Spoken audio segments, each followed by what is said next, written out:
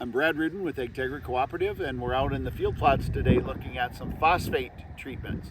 One of the striking things we found as we're looking at here at tassel time corn is just the comparison of what an untreated plot to any type of phosphate treatment looks like here. So this study was designed with MAP as our base phosphate treatment, or it might have been a liquid phosphate treatment here that was put on with some 1034.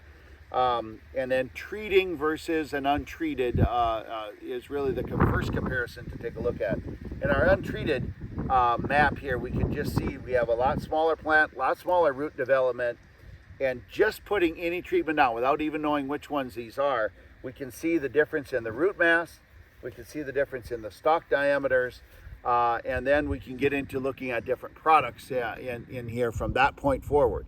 But phosphate, for us in our country up here, is such a limiting nutrient, where any time that we are protecting and making more phosphate available to the plant, we are going to see a positive economic response. And I'll say even economic response, not just a numeric response, but an economic response.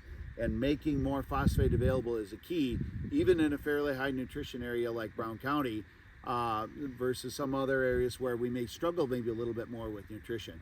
On areas, but the importance of those major nutrients, phosphate availability, is absolutely key. Now in this trial, we did some comparison of things like Trivar here and Ionize here that have got some really massive plants and showing some very, very big differences out here. We can look at the plant development, plant height, stalk strength, ear development. I'm sure if we peel these ears back, we made these plants happy that whole season long. This starts early.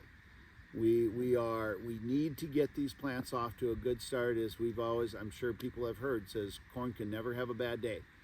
And I truly believe that. We needed to make nutrients available to these plants all season long, and it's showing now, and it will continue to show throughout the rest of the season.